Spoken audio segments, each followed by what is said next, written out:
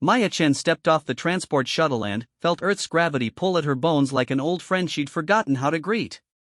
The spaceport buzzed with activity, but everything seemed smaller somehow.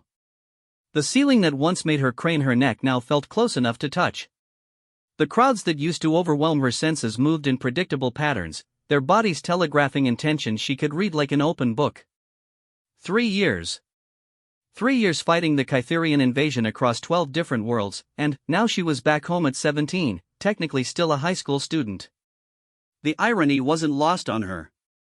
Maya.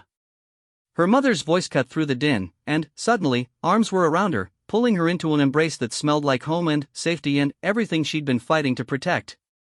But Maya's body went rigid, her enhanced reflexes calculating threat assessments before her brain reminded her this was supposed to be comfort. "It's okay, sweetheart," her father said, his voice thick with emotion she couldn't quite process. "You're home now." Home. The word felt foreign on her tongue as she forced herself to relax into their embrace. Behind them stood her younger brother David, now 15 and somehow taller than when she'd left. His eyes held a mixture of awe and uncertainty as he looked at his sister who'd left as a scared 14-year-old volunteer and returned as something else entirely. The United Earth Defense Corps had been desperate when the Kytherians first arrived. Humanity's conventional forces were no match for beings who could manipulate gravity itself and whose technology operated on principles Earth's scientists barely understood.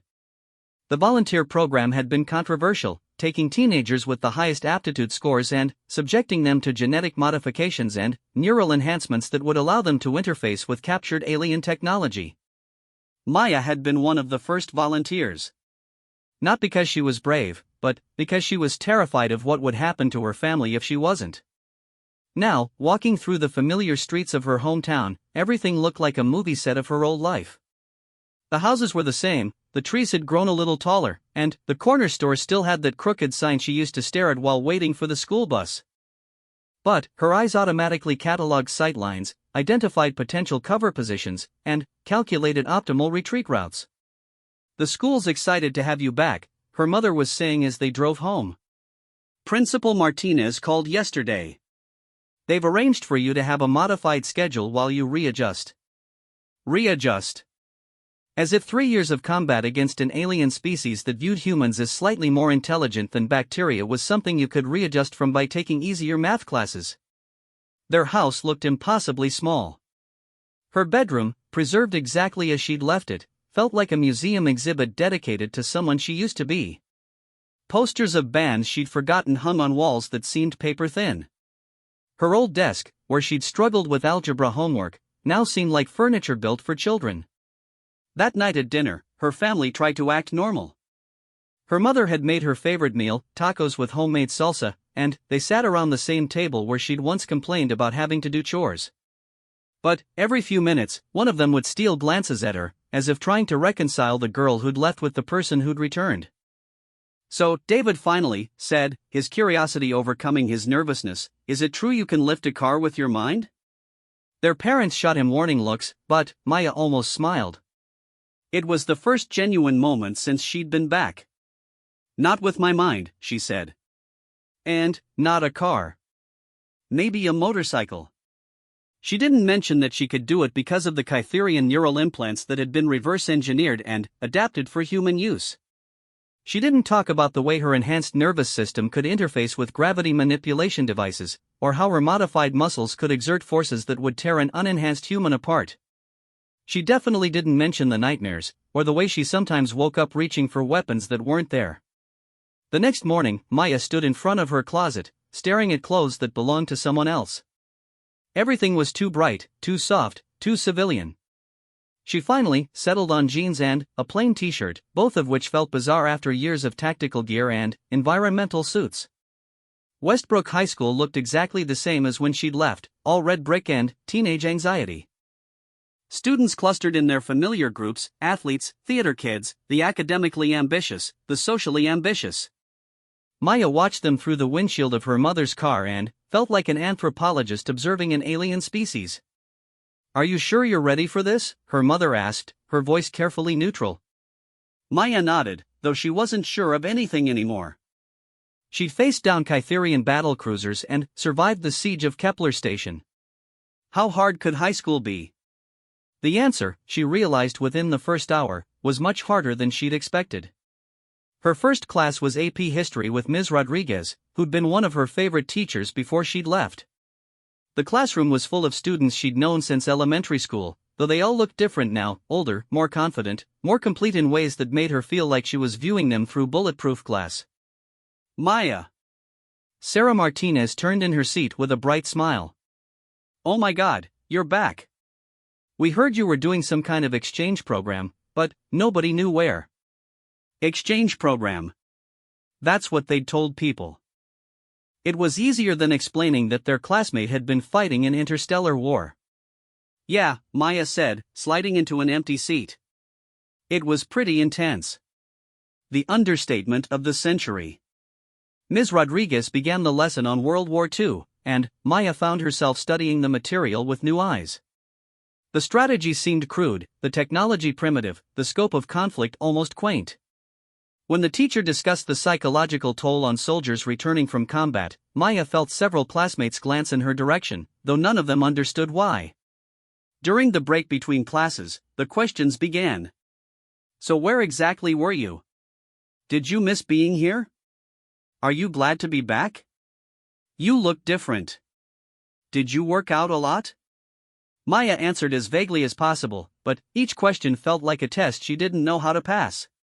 How could she explain that she'd missed them desperately while simultaneously forgetting what it felt like to care about anything beyond survival and mission completion? In chemistry class, while her classmates struggled with basic molecular structures, Maya found herself mentally calculating the atomic composition of Kytherian hull plating. In English, while they discussed metaphors in poetry, she thought about the strange, mathematical beauty of alien architecture. In PE, she had to constantly hold back her enhanced physical capabilities, moving through exercises that would have been warm-ups during her military training. Lunch was the worst part. The cafeteria noise that had once felt energizing now seemed chaotic and purposeless. Students complained about tests, gossiped about relationships, debated the merits of various social media posts. Maya sat with her old friends and tried to participate, but their concerns felt simultaneously important and utterly trivial. Did you hear about Jake and Emma? Lila was saying, leaning in conspiratorially. They broke up again, but this time it's for real because he was texting his ex behind her back. Maya nodded and made appropriate sympathetic noises, but inside she was wondering how to explain that she'd once held the hand of a dying soldier on a world where the sky was purple and the gravity could kill you if you didn't respect it. You're being really quiet, observed Marcus, another longtime friend. Are you okay? Just tired, Maya said. Still adjusting to being back. It wasn't a lie, exactly. She was adjusting. The problem was that she wasn't sure what she was adjusting to, or whether it was possible at all. After school, she walked home instead of catching the bus, needing time to think. The suburban streets that had once felt safe and familiar now seemed exposed and vulnerable. Her enhanced senses picked up details that her old self would never have noticed: the sight lines from windows, the places where someone could take cover, the optimal routes for both attack and escape. She was halfway home when she heard the shouting. Her body reacted before her mind fully processed the sound, enhanced reflexes dropping her into a combat crouch behind a parked car. Her hand reached for a sidearm that wasn't there, her neural implants automatically scanning for threats. The shouting was coming from the park across the street, where a group of older teenagers had cornered someone smaller. Maya's enhanced vision identified the situation immediately: 5 against 1, the victim backed against a chain-link fence with no escape route. For a moment, she hesitated. This wasn't her fight. These weren't enemy combatants. This was just high school bullying, the kind of thing that had probably been happening since she left and would keep happening after she graduated. But the victim looked terrified, and something in Maya's chest tightened with recognition. She'd spent 3 years fighting to protect people who couldn't protect themselves. She'd modified her body and risked her life because someone had to stand between Earth and the things that wanted to destroy it. How could she walk away from someone who needed help just because the threat was human instead of alien? Maya stood up and walked across the street. The bullies were typical specimens, older students who'd probably peaked in middle school athletics and were now dealing with their irrelevance by targeting easier prey. The victim was a kid she didn't recognize, probably a freshman, clutching a backpack like a shield. "Hey," Maya said, her voice carrying the kind of calm authority she'd learned in command training. "Leave him alone." The leader of the group, a stocky senior with arms like tree trunks, turned to look at her. "This doesn't concern you, little girl." Little girl. If he only knew. "I'm making it my concern," Maya said, stepping closer. Her enhanced senses catalogued their positions, their physical capabilities, the weapons they might be carrying. None of them were trained fighters.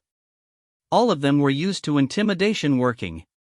"Walk away," the leader said, taking a step toward her. "Before you get hurt." Maya almost laughed. She'd been threatened by beings who could manipulate matter at the atomic level. She'd stared down Kytherian shock troops whose battle cries could shatter human eardrums. A teenage bully was about as threatening as a house cat. "No," she said simply. The leader swung at her, a wide, telegraphed punch that might have connected with a normal high school student. Maya's enhanced reflexes made everything seem to slow down. She sidestepped the punch, grabbed his wrist, and used his momentum to send him stumbling past her into the fence. The other four looked shocked.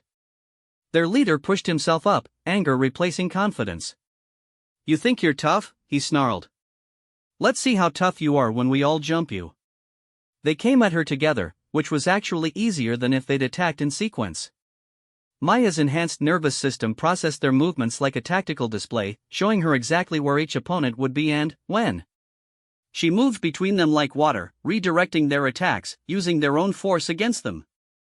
In less than 30 seconds, all 5 bullies were on the ground, groaning and trying to figure out what had just happened. Maya knelt beside the freshman they'd been terrorizing. "Are you okay?" The kid nodded, eyes wide with amazement. "How did you do that?" Maya helped him to his feet, checking for injuries with the efficiency of someone trained in battlefield medicine. "Are you hurt? Did they take anything from you?" "No, I'm fine. Thank you." The kid clutched his backpack tighter. "I'm Alex, by the way. Alex Morrison."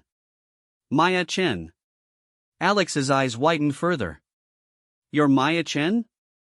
The girl who disappeared for 3 years? Everyone said you went to some special school or something."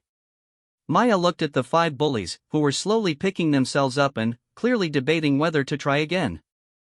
They caught her eye and apparently decided retreat was the better part of valor. "Something like that," she said. As they walked away from the park, Alex peppered her with questions about where she'd been and how she'd learned to fight like that. Maya deflected as best she could, but she could see the kid's mind working, trying to piece together the puzzle of her absence and her obvious combat skills. When they reached Alex's street, he turned to her with the serious expression only teenagers could manage. "Whatever you did while you were gone," he said, "thank you for coming back." Maya watched him disappear into his house, then continued her walk home. The incident in the park had lasted less than 10 minutes, but it had clarified something important. She'd been worried about how she would fit back into her old life, how she would readjust to being a normal teenager. But maybe that wasn't the right question. Maybe the question was how she could use what she'd become to make her world better. That evening, Maya sat at her desk and opened her laptop for the first time since returning home.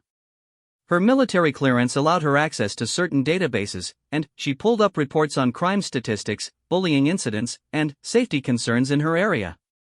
If she was going to be stuck in high school for another year, she might as well make it interesting. Her mother knocked on her door around 10 o'clock. "How was your first day?" Maya looked up from her research. "Educational." Her mother studied her face with the intuition only parents possessed. "Are you going to be okay here? I know this is a big adjustment."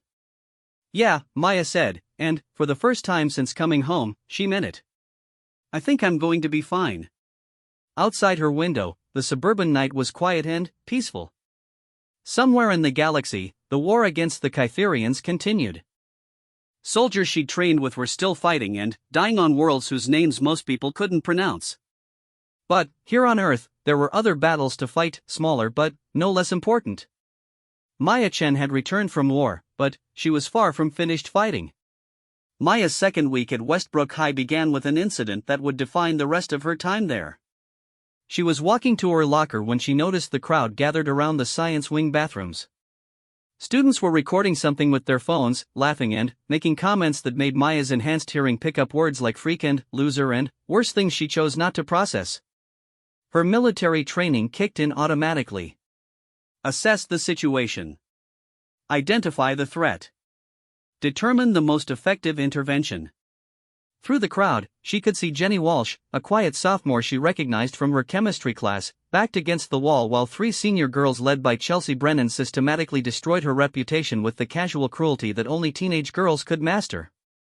"Did you really think Dylan would notice you?" Chelsea was saying, her voice pitched perfectly to Carrie. "I mean, look at yourself. You're like, painfully average." Jenny's face was red with humiliation, but what caught Maya's attention was the way the girl's hands were shaking. Not with anger or embarrassment, but with genuine fear. This wasn't just social cruelty. This was psychological warfare. Maya had seen that same expression on the faces of civilians during Kytherian raids. The look of someone who couldn't fight back and knew they were about to be destroyed. She pushed through the crowd with the kind of calm authority that made people automatically step aside. "That's enough," she said, placing herself between Jenny and her tormentors. Chelsea looked up with the annoyed expression of someone whose entertainment had been interrupted. "Excuse me? I don't think anyone asked for your opinion." "I'm not giving an opinion," Maya said evenly. "I'm telling you to stop." Chelsea's eyes narrowed. As head of the student social hierarchy, she wasn't used to being challenged by someone she couldn't immediately categorize. Maya's 3-year absence had left her outside the established pecking order, making her a potential threat to the delicate ecosystem of high school power dynamics. "And who exactly are you supposed to be?" Chelsea stepped closer, using her height advantage in a way that probably intimidated most students. "Some kind of hero?" Maya's enhanced senses cataloged everything about the situation. Chelsea's elevated heart rate indicated she was more nervous than she appeared. The crowd was watching with the hungry attention of people hoping for drama. Jenny was pressed against the wall like a trapped animal. "Just someone who knows bullying when she sees it," Maya replied. Chelsea laughed, but it sounded forced. "Bullying? We're just having a conversation with Jenny here." "Isn't that right, Jenny?" Jenny looked between Maya and Chelsea, clearly terrified of making the situation worse. Maya had dealt with this kind of psychological manipulation before. Kytherian interrogators used similar techniques, creating scenarios where the victim felt responsible for their own suffering. The solution was to remove the victim's sense of helplessness while exposing the perpetrator's weakness. "Jenny," Maya said without taking her eyes off Chelsea, "do you want to have this conversation?" Jenny's voice was barely audible. "It's okay to say no," Maya continued. "You have that right." Something in Maya's tone must have conveyed absolute certainty, because Jenny straightened up slightly. "No. I don't want this conversation." Chelsea's confident smile faltered. "Well, too bad, because what?" Maya interrupted. "Because you'll make her life miserable? Because you'll turn people against her? Because you have so much power that she has to endure whatever you decide to dish out?" The crowd had gone quiet. Even the phone cameras had stopped recording. Something in Maya's voice suggested that this conversation had suddenly become much more serious than typical high school drama. "You know what's funny about bullies?" Maya continued, taking a step closer to Chelsea. "They always think they're the apex predators. They never consider that something bigger might be watching." Chelsea's face went red. "Are you threatening me?" "I'm educating you," Maya said calmly. "See, I've spent the last 3 years learning about real predators. Beings who could tear you apart on a molecular level without breaking a sweat. And, you know what I learned? The truly dangerous ones never need to prove it. They just are."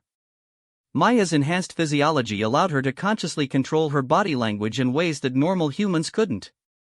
She adjusted her posture slightly, let her breathing slow to the rhythm she'd learned during stealth operations, and allowed just a hint of the predatory stillness she'd developed during combat training to show through her civilian facade. The effect was immediate. Chelsea took an involuntary step backward, her brain recognizing something that her conscious mind couldn't quite identify.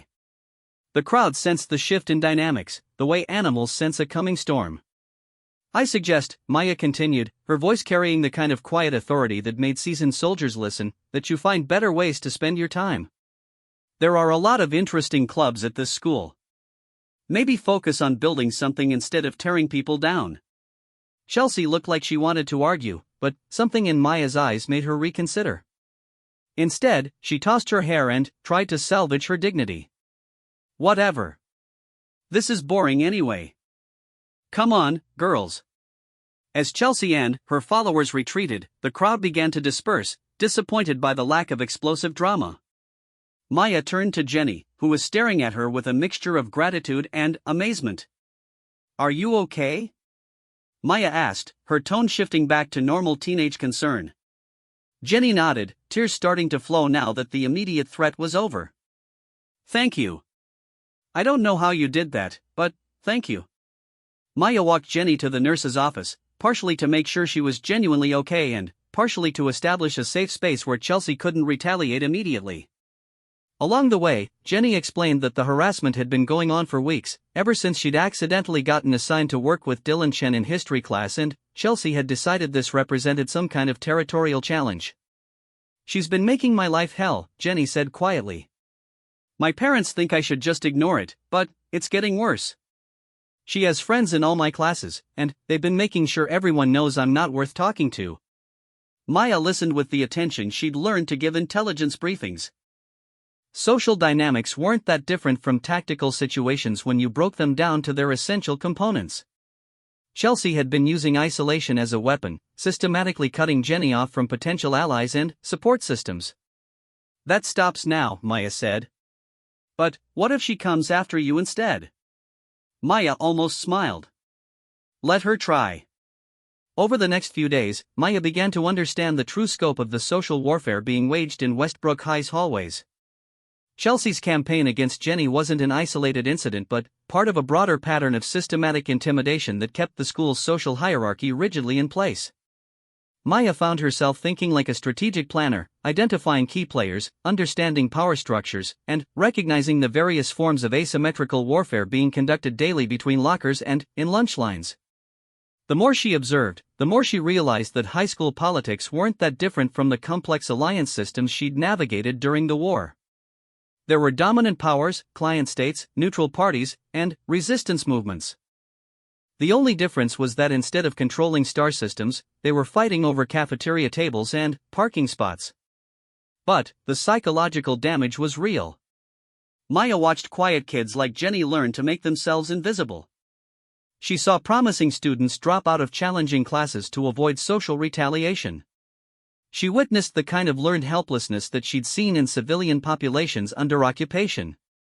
It reminded her too much of Kytherian psychological warfare techniques. 3 days after the bathroom incident, Maya was eating lunch with Alex Morrison, who had apparently appointed himself her unofficial guide to current high school social dynamics. The kid was surprisingly insightful for a freshman, and his outsider status gave him a perspective on school politics that most students couldn't achieve. "So Chelsea's basically been running psychological operations against anyone who threatens her position," Alex was explaining. "She doesn't just target people randomly.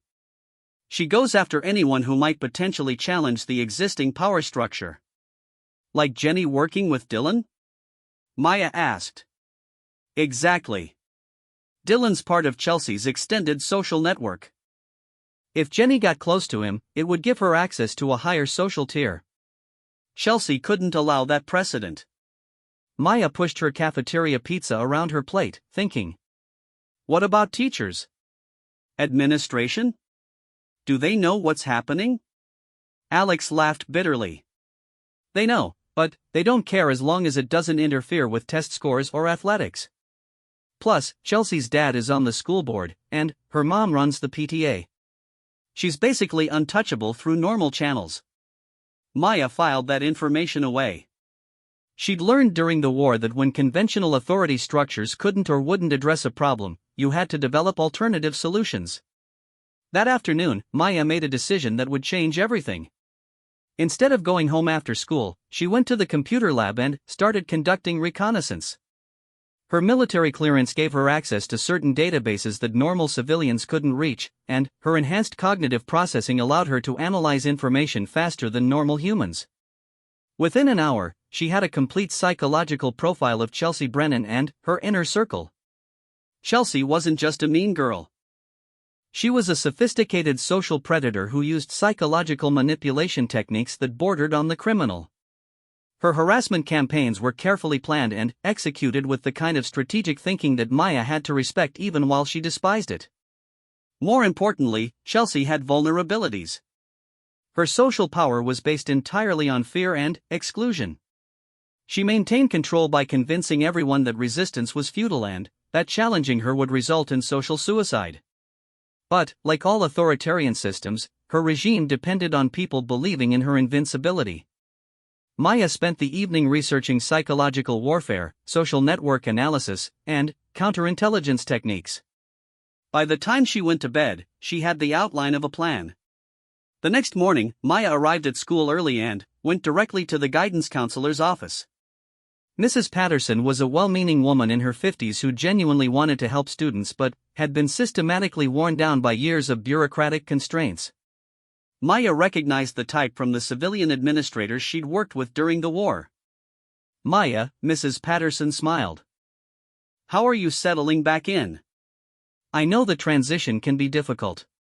"I'm adjusting," Maya said. "But I've noticed some concerning patterns in the school's social environment that I think need to be addressed." Mrs. Patterson's smile became more cautious. "What kind of patterns?" Maya had prepared for this conversation.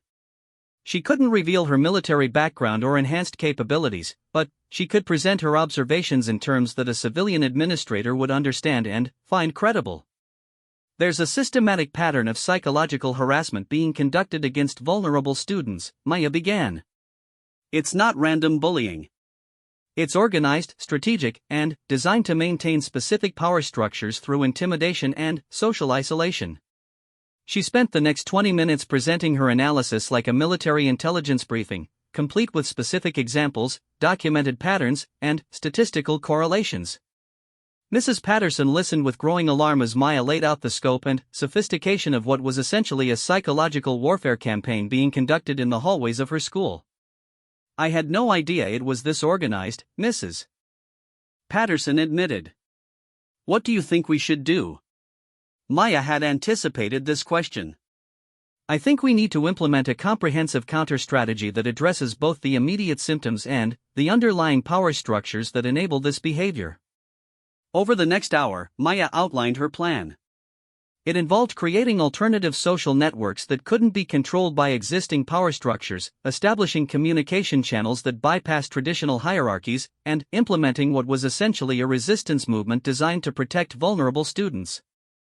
Mrs. Patterson looked overwhelmed but intrigued. "This is very sophisticated thinking, Maya. Where did you learn about organizational psychology and social network analysis?" Maya had prepared for this question too. "I did a lot of reading during my time away. I was interested in how societies function and dysfunction." It wasn't technically a lie. That afternoon, Maya began phase 1 of her operation. She approached students who had been targeted by Chelsea's network, not to recruit them for some kind of counterattack, but simply to let them know they weren't alone. She used her enhanced social perception to identify kids who were struggling with isolation and offered them something that Chelsea's regime couldn't provide: genuine human connection without conditions or ulterior motives. Maya started with Jenny, but quickly identified others who needed support. There was Marcus Thompson, a junior who'd been systematically excluded from study groups after refusing to help Chelsea cheat on a chemistry exam. Sarah Kim, a talented artist whose work had been mysteriously vandalized after she'd won a competition that Chelsea had expected to win. David Rodriguez, a sophomore who'd made the mistake of asking Chelsea's ex-boyfriend to a dance. Maya didn't present herself as a leader or savior. Instead, she created situations where these students could connect with each other, forming natural alliances based on common interests rather than shared victimization. The strategy worked because it was based on solid psychological principles. Instead of trying to challenge Chelsea's power directly, Maya was creating alternative sources of social validation and support. She was giving targeted students options other than isolation or submission. By the end of the week, something had shifted in the school's social atmosphere. It was subtle, but Maya's enhanced senses could detect it: the quiet confidence of students who knew they weren't alone, the slightly less aggressive behavior from Chelsea's followers who sensed that their targets were no longer completely vulnerable. Chelsea herself had noticed the change, though she didn't yet understand what was happening. During lunch on Friday, Maya watched her trying to reassert control over Jenny, only to discover that Jenny was no longer isolated. She was sitting with Marcus and Sarah, discussing an upcoming art project with the kind of enthusiasm that suggested she was no longer afraid. When Chelsea approached their table with her usual intimidation tactics, she found herself facing not one vulnerable target but a unified group who weren't interested in playing her games. "Jenny," Chelsea said with false sweetness, "I need to talk to you about the history assignment." "I'm busy right now," Jenny replied without looking up from her conversation. It was a small moment, but Maya recognized it as strategically significant. Jenny hadn't confronted Chelsea or escalated the situation. She'd simply refused to engage with the power dynamic that gave Chelsea control. Chelsea stood there for a moment, clearly unsure how to respond to this unexpected resistance.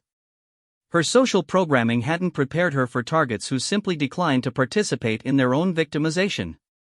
From across the cafeteria, Maya watched Chelsea's face cycle through confusion, anger, and something that might have been fear. For the first time in years, Chelsea Brennan had encountered a situation her usual tactics couldn't handle. The revolution had begun, and Maya was just getting started. That evening, Maya sat in her room analyzing the day's developments. Her laptop displayed social network maps, psychological profiles, and strategic assessments that looked more like military intelligence than homework. Her phone buzzed with a text from Jenny: "Thank you for whatever you're doing. I felt human today for the first time in months." Maya smiled and closed her laptop. Tomorrow would bring new challenges, but tonight she felt something she hadn't experienced since returning home: purpose. Outside her window, the quiet suburban night stretched endlessly. Somewhere in the galaxy, the war against the Kytherians continued. But, here in Westbrook High School, another war was being fought with different weapons and different stakes, but no less importance for the people involved. Maya Chen had found her mission. The crisis came 3 weeks after Maya had begun her quiet revolution.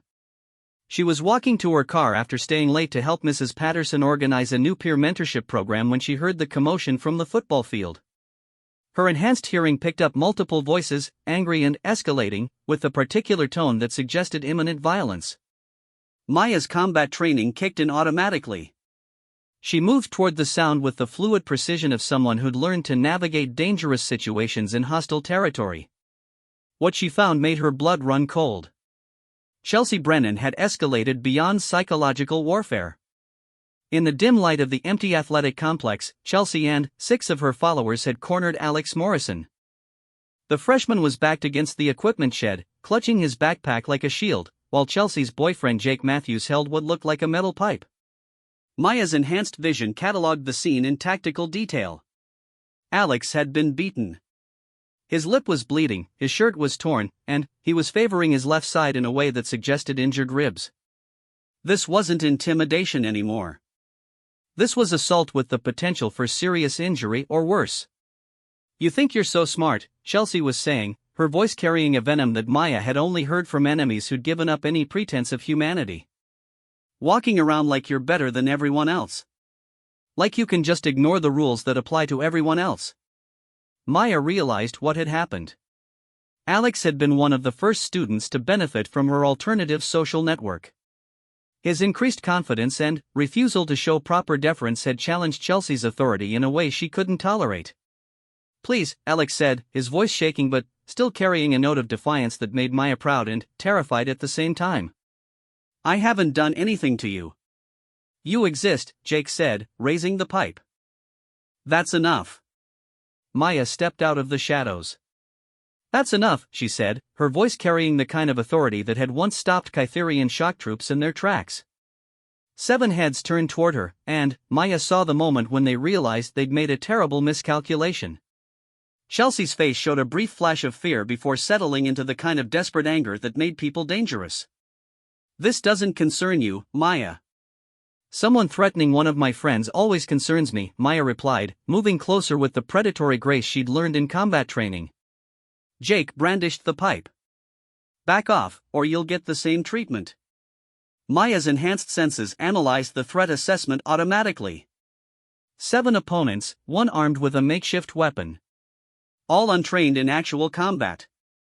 All operating on adrenaline and groupthink rather than tactical planning. Under normal circumstances, this wouldn't even qualify as a minor skirmish. But these weren't enemy soldiers. They were teenagers who'd made bad decisions and escalated beyond their understanding. Maya's training included rules of engagement that prioritized minimal force and de-escalation when possible. Alex, Maya said without taking her eyes off Chelsea's group, are you hurt? I'll be okay, Alex replied, though his voice suggested otherwise. Here's what's going to happen, Maya continued, her tone carrying the calm certainty of someone who'd faced down actual monsters. You're all going to walk away. Alex and I are going to leave. Nobody else gets hurt. Everyone goes home to their families tonight. Chelsea laughed, but it sounded hollow. You really think you can take all of us? Maya considered the question seriously. With her enhanced reflexes and combat training, she could probably neutralize all 7 of them without sustaining significant injury. But that would mean revealing capability she wasn't supposed to have, and it would escalate a bad situation into something potentially catastrophic. More importantly, it would make her part of the problem rather than part of the solution. Instead of answering Chelsea's question directly, Maya pulled out her phone and held it up so everyone could see the screen. I've been recording this entire conversation, she said. Including the part where Jake threatened to assault me with a weapon. I've also sent a GPS pin to several people who know where I am. The lie was smooth and confident, delivered with the kind of conviction that made people believe it even when they suspected otherwise.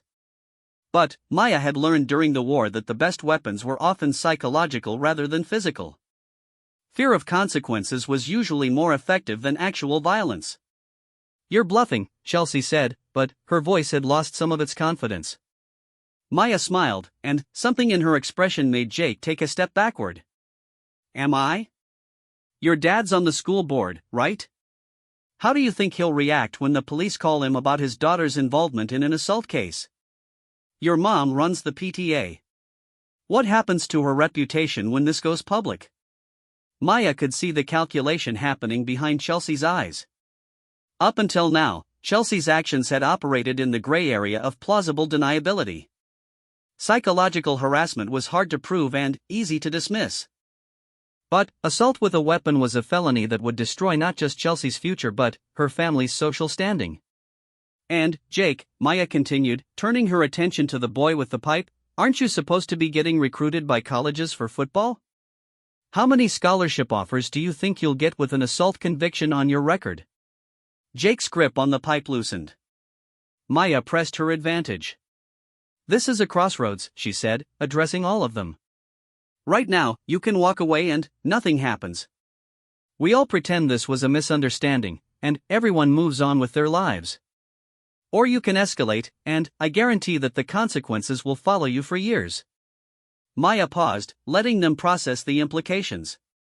But understand this, she continued, her voice dropping to the tone she'd used when addressing captured enemy combatants. If you hurt Alex, if you hurt anyone under my protection, there will be consequences that go far beyond anything the school administration or the police can do. She stepped closer to Chelsea, close enough that only she could hear the next words. I've spent 3 years learning how to destroy things that were bigger, stronger, and smarter than you, Maya whispered. Don't make me demonstrate those skills. Chelsea stared into Maya's eyes and saw something there that made her take an involuntary step backward. Not anger or hatred, but the kind of absolute certainty that came from someone who'd faced real monsters and emerged victorious. This isn't over, Chelsea said, but her voice lacked conviction. Yes, it is, Maya replied. Because you're smart enough to understand cost-benefit analysis. And, continuing this war will cost you more than you're willing to pay. One by one, Chelsea's followers began to back away. Jake dropped the pipe and stepped behind Chelsea, his confidence evaporating in the face of actual consequences. Chelsea held Maya's gaze for another moment, then turned and walked away, her followers trailing behind her like a defeated army retreating from an untenable position. Maya waited until they were completely gone before turning to Alex. "How bad is it?" she asked, her voice shifting back to normal teenage concern. "Not as bad as it looks," Alex said, though he winced when he tried to straighten up. "They were just getting started when you showed up." Maya helped him to his feet, her enhanced senses cataloging his injuries. Bruised ribs, split lip, some abrasions, but nothing that required immediate medical attention. She'd seen much worse during the war. "We should get you to a hospital," she said. "No." Alex's response was immediate and panicked. "If my parents find out about this, they'll make me transfer schools. They've been looking for an excuse ever since I got beaten up by those guys you helped me with before." Maya understood. Alex's parents were the type who dealt with problems by running away from them rather than solving them. A hospital visit would trigger a cascade of administrative responses that would ultimately punish Alex more than his attackers. "Okay," Maya said. "But we need to document your injuries in case we need evidence later." She used her phone to take pictures of Alex's injuries from multiple angles, her military training automatically applying proper evidence documentation procedures. Then, she drove him home, helping him clean up and come up with a cover story that would satisfy his parents' questions without triggering their panic response. "Maya," Alex said as she was preparing to leave, "what you said to them back there, about learning to destroy things. Were you serious?" Maya looked at this brave, determined kid who'd somehow become her responsibility and friend. She thought about the battles she'd fought on distant worlds, the enemies she'd faced, the prices she'd paid for humanity's survival. "Very serious," she said. "But that doesn't mean violence is always the answer. Sometimes the best way to win a war is to make your enemies realize they don't want to fight it." Over the next few days, Maya watched the aftermath of the confrontation ripple through Westbrook High's social ecosystem. Chelsea and her inner circle became notably quieter. Not defeated exactly, but cautious in a way they'd never been before. Word of the incident had spread through the school's informal communication networks, filtered and distorted but carrying the essential message: Maya Chen was not someone to mess with. More importantly, the students who'd been living under Chelsea's reign of psychological terror began to show signs of genuine liberation. Jenny Walsh started raising her hand in class again. Marcus Thompson signed up for the debate team. Sarah Kim submitted her artwork to the state competition. Maya realized that her intervention had accomplished something she'd never quite achieved during the war: she'd given people hope without having to destroy anything in the process. But she also knew that Chelsea wasn't the type to accept defeat gracefully. Smart predators didn't give up when their initial attack failed. They regrouped, adapted, and came back with better strategies. Maya was right. The counterattack came during the last week of school, when everyone was focused on finals and summer plans and the administration's attention was scattered across a dozen year-end crises. Maya was in the computer lab researching summer internship programs when she got a text from Jenny: "Emergency. Chelsea has Alex. Parking lot behind gym." Maya's enhanced reflexes had her moving before her conscious mind fully processed the message. She reached the parking lot in less than 3 minutes, her training automatically calculating optimal approaches and fallback positions. What she found was worse than she'd expected. Chelsea had learned from their previous confrontation. This time, she wasn't relying on physical intimidation or improvised weapons. This time, she'd brought allies from outside the school, 3 older boys Maya didn't recognize, probably college students with connections to Chelsea's family. Alex was on his knees in the middle of the parking lot, his hands zip-tied behind his back, a strip of duct tape over his mouth. One of the older boys held a baseball bat, while another recorded everything with a phone camera. Chelsea stood off to the side, directing the scene like a film producer. "This is what happens to people who don't understand their place," she was saying for the camera. "Actions have consequences." Maya's combat training provided her with tactical options immediately. Her enhanced physical capabilities would let her neutralize all four attackers before they could seriously hurt Alex. But she also recognized this as a trap designed to force her into exactly that kind of response. If she revealed her true capabilities on camera, questions would be asked that she couldn't answer. Her cover would be blown, her family would be at risk, and she'd probably be pulled back into active military service. But if she didn't act, Alex would be seriously injured or worse. For a moment, Maya felt the weight of impossible choices that she'd thought she'd left behind on distant battlefields.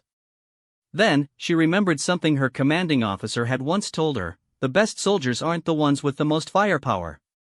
They're the ones who can find the third option when everyone else only sees two. Maya pulled out her phone and made a call. Principal Martinez? This is Maya Chen. I need you to come to the parking lot behind the gym immediately. Bring security and call the police. There's an assault in progress, and I need official witnesses. She spoke loudly enough for Chelsea and her allies to hear every word. Then, she hung up and started walking toward them. Maya!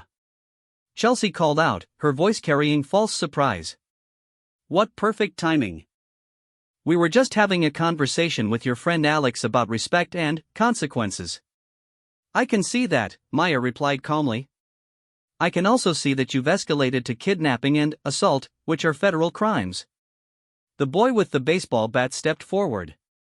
You should walk away, little girl. This doesn't concern you. Maya almost smiled. She'd heard variations of that threat on a dozen different worlds, usually right before she proved exactly how much the situation concerned her. Instead, she kept walking forward with the kind of calm confidence that made predators nervous. Here's the thing, she said, addressing Chelsea directly. You think this is still the same game we've been playing. You think the rules haven't changed. But they have. She gestured toward the school building, where sirens could already be heard approaching. Principal Martinez is on his way with security and police. That phone you've been using to record? It's evidence of kidnapping, assault, and conspiracy. Those zip ties on Alex's hands?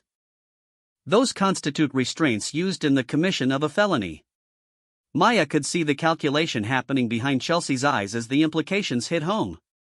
You wanted to escalate beyond high school drama, Maya continued. Congratulations. You've successfully turned this into a criminal matter that will follow you for the rest of your life. The three older boys were beginning to look nervous. Whatever Chelsea had told them, they probably hadn't signed up for felony charges. But here's the interesting part, Maya said, stopping just out of arm's reach. You still have about 2 minutes before the authorities arrive. 2 minutes to untie Alex, apologize for the misunderstanding, and walk away as if this was all a prank that got out of hand. She paused, letting them hear the sirens getting closer. Or you can double down and explain to the police why you thought kidnapping and assault were reasonable responses to high school social conflicts. The boy with the baseball bat looked at Chelsea uncertainly. You said this was just about scaring some kid. You didn't say anything about cops. Shut up, Chelsea snapped, but Maya could see the desperation behind her anger. 2 options, Maya said, her voice carrying the kind of finality that ended negotiations. Choose now. Chelsea stared at Maya for a long moment, and Maya saw something die in the other girl's eyes. Not just defeat, but the recognition that she'd fundamentally miscalculated the nature of her opponent. Cut him loose, Chelsea said quietly. The boy with the knife moved toward Alex, slicing through the zip ties with quick, nervous movements. Alex pulled the tape off his mouth and stood up shakily, but he was essentially unharmed. By the time Principal Martinez arrived with school security and 2 police officers, they found Maya and Alex giving statements about a misunderstanding that had been resolved through dialogue. Chelsea and her allies had vanished, leaving no evidence of what had actually transpired. Are you sure you're both okay? Principal Martinez asked, studying their faces with the intuition of someone who'd spent decades dealing with teenage crises. We're fine, Maya said. Just a miscommunication that got blown out of proportion. The principal clearly suspected there was more to the story, but without evidence or complaints from the students involved, there wasn't much he could do. As the police and administration departed, Alex turned to Maya with an expression of profound gratitude mixed with growing understanding. "You knew," he said. "You knew she would try something like this." "I knew she wouldn't give up," Maya replied. "People like Chelsea don't change their fundamental nature. They just adapt their methods." "So what happens now?" Maya looked toward the school building, where the final week of classes waited. In a few days, she'd graduate and move on to whatever came next. College, probably, though she wasn't sure how civilian higher education would challenge someone who'd already faced the worst the universe had to offer. "Now you grow up," she said. "You remember that there are people who will try to destroy you just because they can.